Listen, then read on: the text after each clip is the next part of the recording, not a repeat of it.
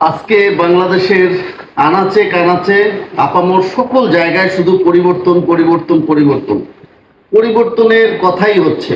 আর মানুষ পরিবর্তনের জন্য মরিয়া হয়ে আছে। পরিবর্তনটা মূলত কি পরিবর্তন? আমাদেরকে এমন কিছু পরিবর্তন আনতে হবে যেগুলো মৌলিক পরিবর্তন, যে পরিবর্তনগুলোর ফলে বাংলাদেশ একটি দীর্ঘ সময়ের জন্য দীর্ঘ পথ চলার মধ্যে একটি সুন্দর দিক পাবে।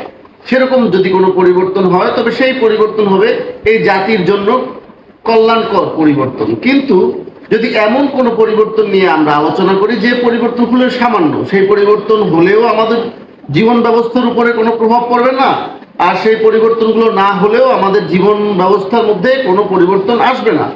এখন আমরা ইদানিং দেখতে পাচ্ছি পরিবর্তনের হাওয়া যখন বইছে তখন এমন সব পরিবর্তন নিয়ে কথা হচ্ছে যে সমস্ত পরিবর্তন হলেও কোনো কিছু আসে যায় না, না হলেও কোনো